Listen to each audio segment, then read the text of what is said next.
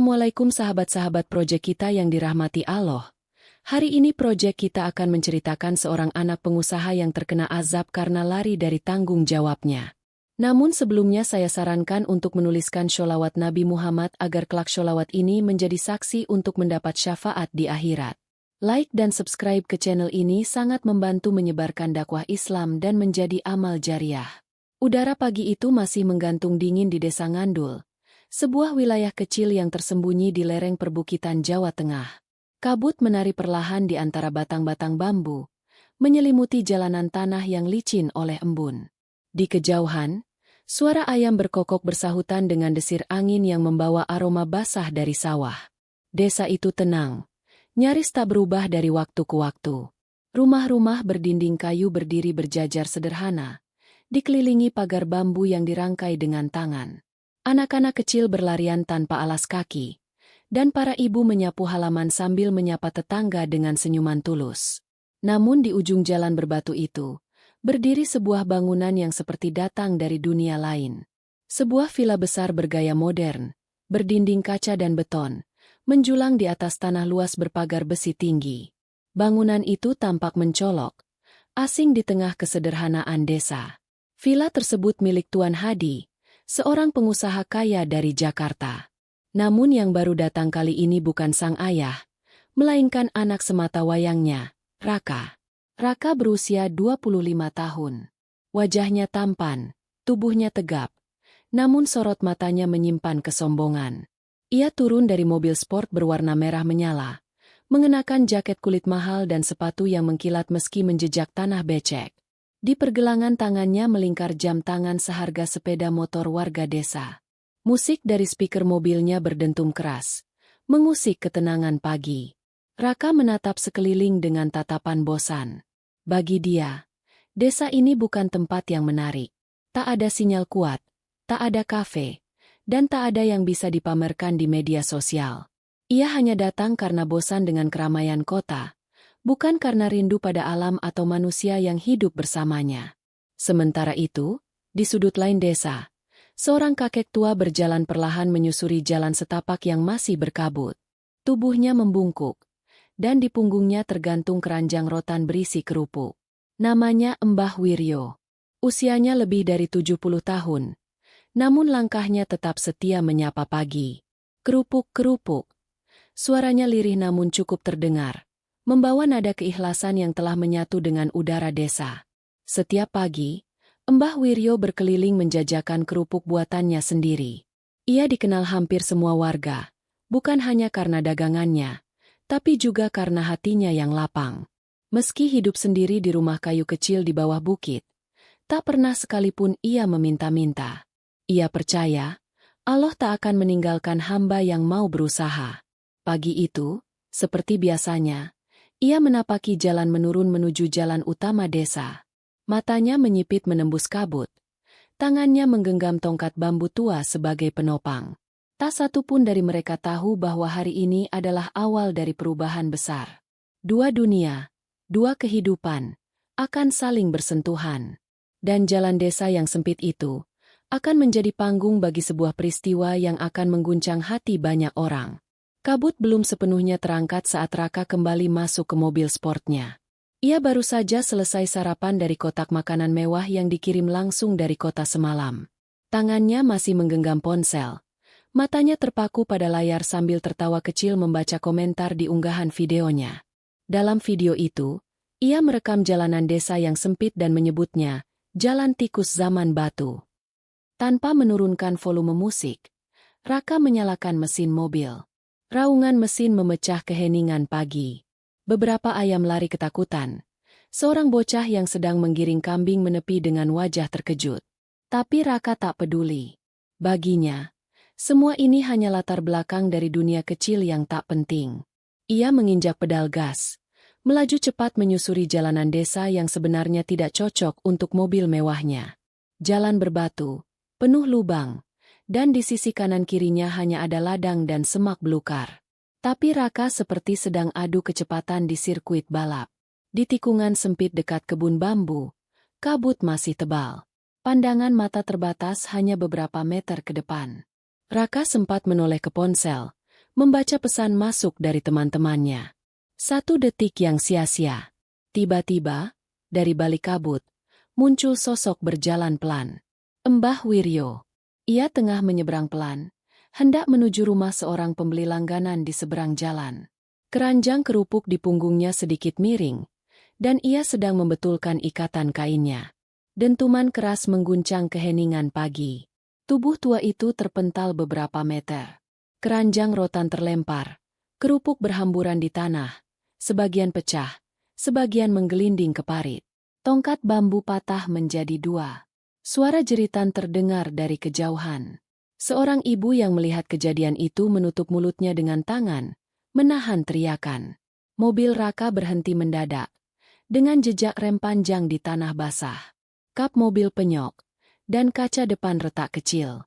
Raka keluar dengan napas memburu, matanya membelalak, lalu menatap tubuh Mbah Wiryo yang tergeletak di tanah, tak bergerak. Beberapa warga mulai berlari mendekat. Suasana berubah tegang. Namun yang membuat semua tercengang bukanlah kecelakaan itu, tapi sikap Raka. Ia menoleh ke arah warga dengan wajah kesal, bukan panik. Bukannya menolong, ia malah berteriak. Kenapa jalanan gak dikasih lampu? Kenapa orang tua itu jalan sembarangan? Ini salah siapa coba? Seorang bapak mendekat, menahan amarah. Mas, panjenengan nabrak orang tua. Itu Mbah Wiryo, penjual kerupuk keliling. Beliau tadi jalan pelan-pelan. Panjenengan yang ngebut. Raka mengangkat tangan, lalu mengeluarkan dompet. Ia menarik selembar uang 100 ribuan, dan melemparkannya ke tanah. Ini ganti rugi. Urus sendiri. Jangan bikin ribet. Ucapan itu menyayat hati semua yang hadir. Seorang remaja menunduk sambil menahan emosi. Seorang ibu menangis. Namun tak satu pun warga berani menyentuhnya. Karena mereka tahu, lawan mereka bukan orang biasa. Anak dari orang kaya. Pemilik villa. Pemilik kuasa. Raka masuk kembali ke mobilnya, menginjak pedal gas dan meninggalkan keributan di belakang. Debu naik ke udara, menyelimuti tubuh Mbah Wiryo yang masih terbaring, dengan tangan terjulur ke arah kerupuknya yang berserakan. Dan pagi yang damai itu berubah menjadi luka yang dalam bagi hati warga desa. 3 hari berlalu sejak kejadian itu. Desa Ngandul masih menyisakan luka yang belum sembuh. Setiap pagi, kerupuk yang biasa dijajakan Mbah Wiryo tak lagi terdengar panggilannya. Warga saling bertanya, saling berbisik. Beberapa menengok rumah kecil di pinggir kebun bambu tempat Mbah Wiryo tinggal, namun pintu kayunya selalu tertutup. Di kota, Raka kembali ke villa dengan wajah datar, seolah tak terjadi apa-apa. Ia bahkan sempat mengunggah foto dirinya dengan keterangan, pagi yang cerah di alam. Tak ada satupun yang tahu bahwa malam-malamnya mulai dihantui bayangan. Raka mulai gelisah. Saat tidur, ia sering terbangun dengan keringat dingin. Dalam mimpinya, ia melihat kerupuk bertebaran di jalan. Terdengar suara tua yang memanggil pelan, "Kerupuk, kerupuk." Suara itu menggaung, menggema seperti doa yang tidak sampai. Ia mengabaikannya. Ia tetap bermain ponsel, tetap berpesta sendiri, tetap menyibukkan diri dengan dunia maya. Tapi tubuhnya mulai memberi tanda yang tidak biasa. Awalnya hanya kesemutan di ujung kaki. Lalu malam berikutnya, kakinya kaku. Ia mengira hanya karena salah posisi tidur. Tapi saat mencoba bangun pagi itu, kedua kakinya tak merespons. Ia jatuh dari tempat tidur dengan tubuh separuh lumpuh. Panikan. Ia berteriak. Asisten villa yang mendengarnya langsung memanggil ambulans. Raka dibawa ke rumah sakit di kota terdekat. Pemeriksaan demi pemeriksaan dilakukan. Dokter mengerutkan dahi. Tidak ada cedera tulang. Tidak ada benturan. Tidak ada kelainan syaraf. Tapi, kakinya memang tidak bisa digerakkan. Ujar seorang dokter dengan wajah bingung. Ayah Raka datang tergesa-gesa dari Jakarta. Pengusaha yang biasanya tenang itu kini tampak kalut. Ia memanggil dokter terbaik, memindahkan anaknya ke rumah sakit di kota besar. Namun hasilnya tetap sama. Kondisinya seperti lumpuh. Tapi tidak ada sebab medis yang kuat. Ini seperti kelumpuhan tanpa sebab. Di kursi roda, Raka tampak murung. Ia menatap kakinya sendiri seperti tak percaya. Dunia yang dulu ia injak dengan congkak, kini tak bisa ia sentuh. Ia mencoba tertawa, mencoba menutupi ketakutan, tapi suara tawanya menggantung hampa. Ayahnya mendekat dan menggenggam tangannya. "Nak, kita akan cari pengobatan di luar negeri. Semua akan baik-baik saja." Tapi Raka tak menjawab. Matanya kosong menatap keluar jendela. Di luar sana, langit mendung seperti menyimpan sesuatu. Entah kesedihan, entah teguran, atau mungkin balasan. Dan untuk pertama kalinya dalam hidupnya, Raka mulai merasa takut. Sudah 2 minggu berlalu sejak Raka duduk di kursi roda. Hari-harinya kini hening dan dingin. Tak ada lagi suara tawa keras dari kamarnya. Tak ada lagi mobil sport yang meraung di jalan desa. Yang ada hanya derit roda logam, dan denting jam dinding yang terdengar jelas karena sepinya ruangan. Dokter datang silih berganti, namun semuanya hanya menggeleng. Secara medis, dia seharusnya bisa berjalan, begitu kata mereka. Tapi kenyataannya, kaki Raka seolah mati. Tak ada rasa, tak ada gerak, hanya dingin. Di malam hari, suara dalam mimpi itu semakin jelas. Kerupuk-kerupuk. Lalu disusul suara benda jatuh, dan jeritan yang lirih. Bayangan tubuh tua dengan keranjang rotan, terbaring di jalan berkabut, datang dan pergi seperti hantu. Raka sering terbangun dengan napas terengah dan mata lebar, namun tak bisa berteriak. Sampai suatu malam, saat hujan turun deras membasahi kaca jendela villa, datanglah seseorang. Ketukan di pintu terdengar pelan namun mantap. Asisten rumah yang membukanya langsung memanggil Raka dengan suara terbata. "Mas Raka, ada tamu." "Siapa?" tanya Raka dengan nada lemah. Asal-usulnya gak jelas. Tapi, dia nyebut nama Mbah Wiryo. Raka terdiam. Dada kirinya terasa seperti dicekik. Ia memandang ke arah pintu tanpa berkedip. Butuh beberapa detik sebelum ia mengangguk. Masuklah seorang pria parubaya, mengenakan batik lusuh dan celana panjang yang basah oleh hujan. Di tangannya ada sebuah bungkusan kertas coklat yang basah setengah. Wajahnya dingin, matanya tajam, namun suaranya tenang. "Saya Karyo, keponakan Mbah Wiryo." Raka hanya menatap tanpa berkata. Tangannya sedikit gemetar di sandaran kursi roda. "Paman saya belum bisa jalan sejak ditabrak itu. Tapi dia tidak menyimpan dendam," katanya. "Allah Maha tahu siapa yang salah. Dia cuma sedih karena kerupuk dagangannya berserakan, dan tak ada satupun yang menolong." Raka menelan ludah. Suara detak jarum jam di dinding terasa seperti pukulan keras di dadanya. Karyo meletakkan bungkusan itu di meja. "Ini, titipan Mbah Wiryo. Kerupuk yang sempat beliau buat lagi, meskipun tangannya gemetar.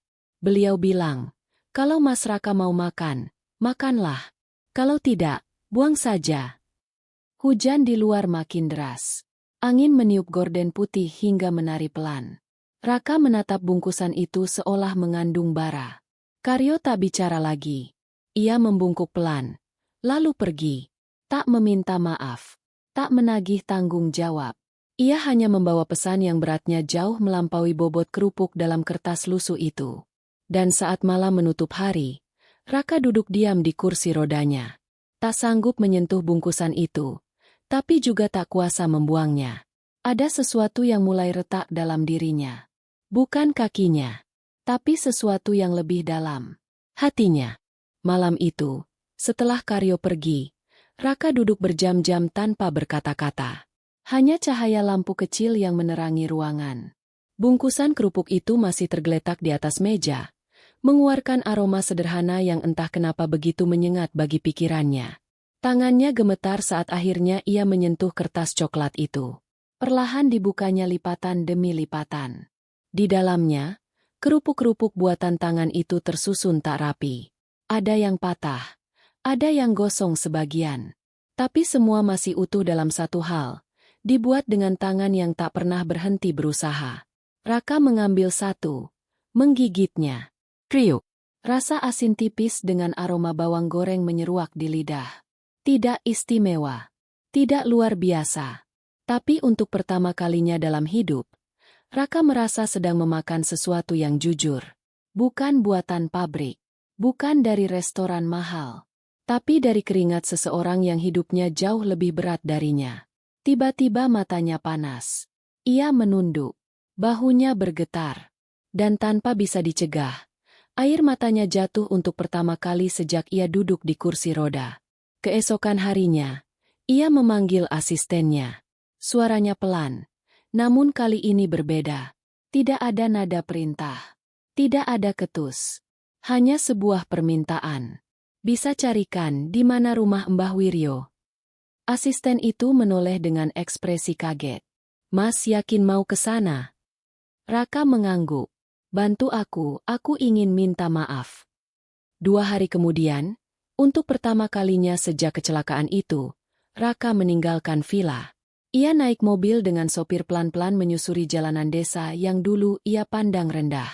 Setiap tikungan, setiap batu di jalan, kini terasa berarti. Mobil berhenti di depan sebuah rumah kecil beratap seng. Dindingnya kayu lapuk, dan pekarangannya dipenuhi tumbuhan liar. Di depan pintu, ada kursi bambu dengan bantal tipis di atasnya. Dan di kursi itu, duduklah seorang lelaki tua dengan kaki dibalut kain. Tubuhnya bersandar lemah, tapi matanya masih bersinar. Mbah Wiryo. Raka turun dengan bantuan tongkat. Ia masih belum bisa berdiri tanpa penopang.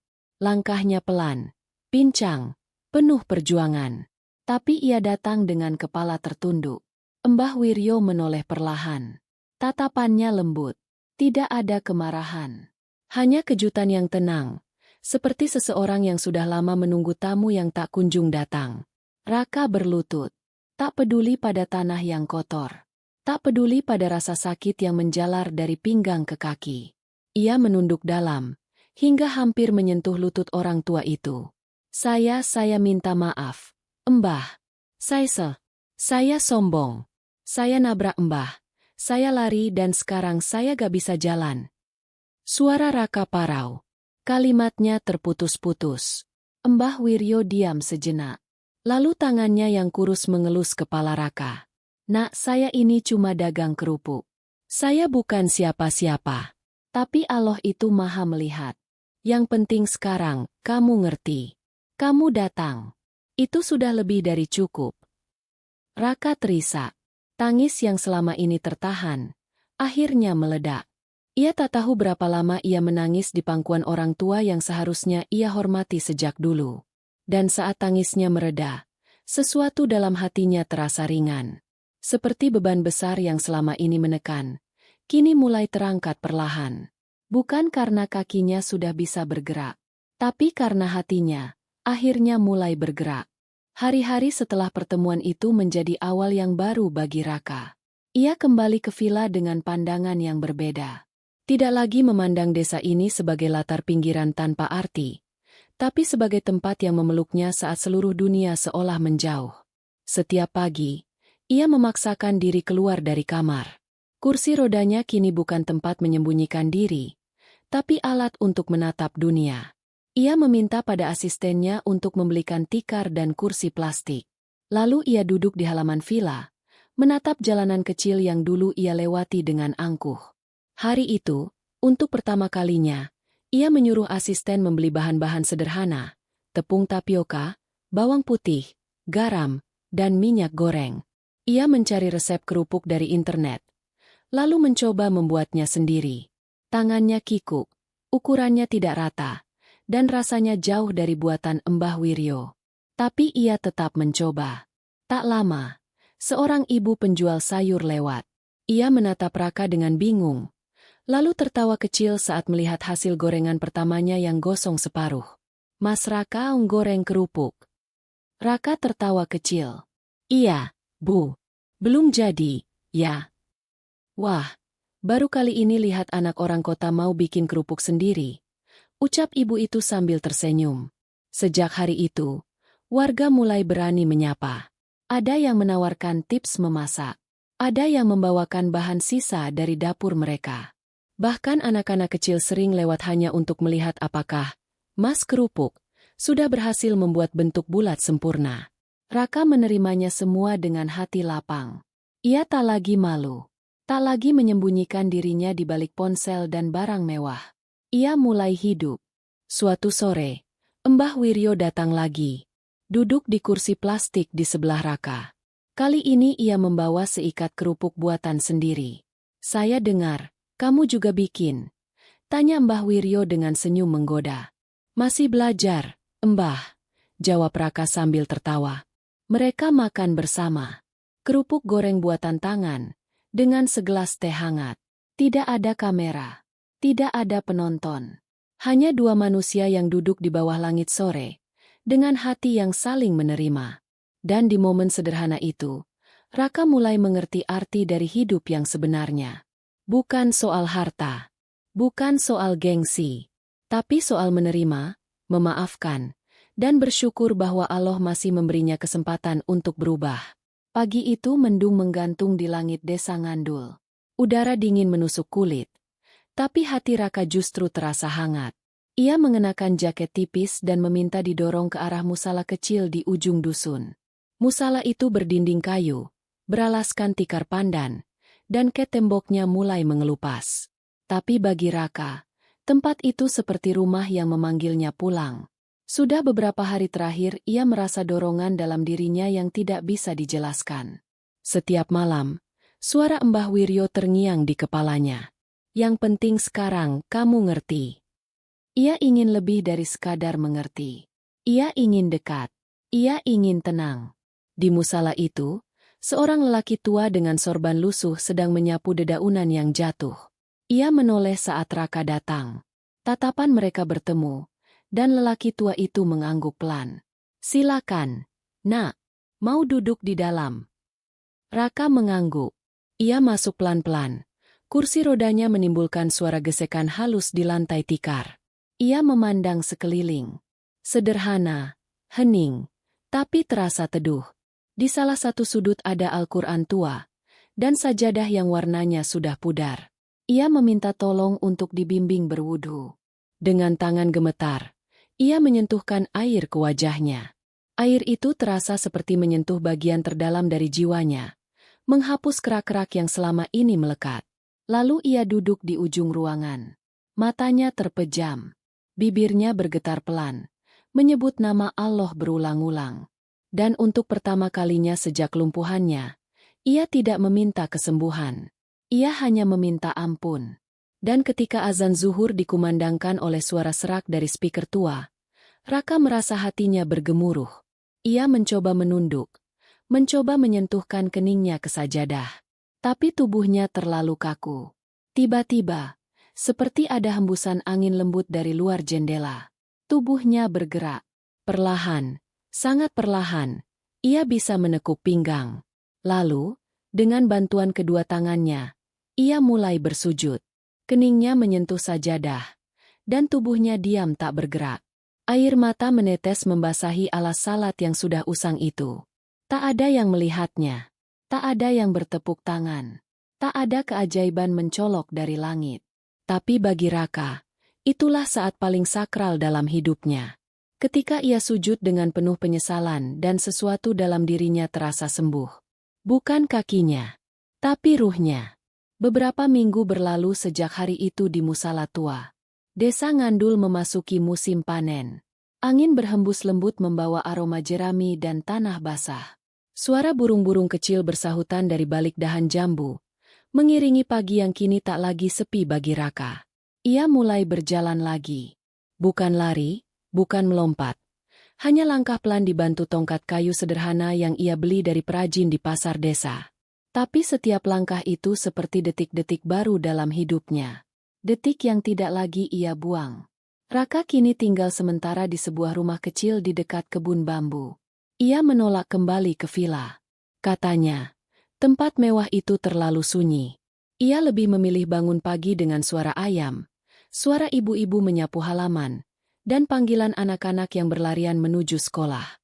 Ia mulai membantu di musala, menyapu halaman, membenahi tikar, bahkan pernah diminta mengazankan meski suaranya terbata. Ia juga sesekali mengantar Mbah Wiryo ke posyandu, mendorong kursi roda sambil ngobrol pelan di jalan setapak. Mas Raka ini aneh ya, kata seorang anak kecil suatu sore sambil duduk di dekatnya. Aneh kenapa? Tanya Raka tersenyum. Dulu sombong, sekarang suka senyum. Raka tertawa, lalu menatap langit jingga yang perlahan mulai meremang. Di suatu pagi yang cerah, ia duduk di beranda rumah kayunya. Di sampingnya ada toples besar berisi kerupuk buatannya sendiri. Bentuknya masih belum sempurna. Ada yang gepeng, ada yang melingkar tak rata. Tapi warga desa menyukainya. Mereka bilang, rasanya tidak seperti dulu. Tapi entah kenapa lebih enak. Beberapa pemuda desa bahkan ikut membantunya memasarkan kerupuk itu ke warung-warung terdekat. Mereka menyebutnya kerupuk jalan pulang. Nama itu dipilih sendiri oleh Raka. Karena dalam diam ia tahu, bukan kerupuknya yang penting, tapi perjalanan untuk menemukan jalan pulang. Jalan yang selama ini ia abaikan. Jalan yang tidak selalu lurus, tidak selalu mudah, tapi selalu ada selama hati masih mau kembali. Dan di desa kecil yang sederhana ini, di bawah langit Jawa Tengah yang senja, Raka pun terus melangkah. Pelan, tapi pasti. Kisah ini mengajarkan bahwa kesombongan hanya akan membawa pada kehancuran diri sendiri, sementara hati yang mau merendah dan meminta ampun kepada Allah adalah jalan menuju kesembuhan yang sejati.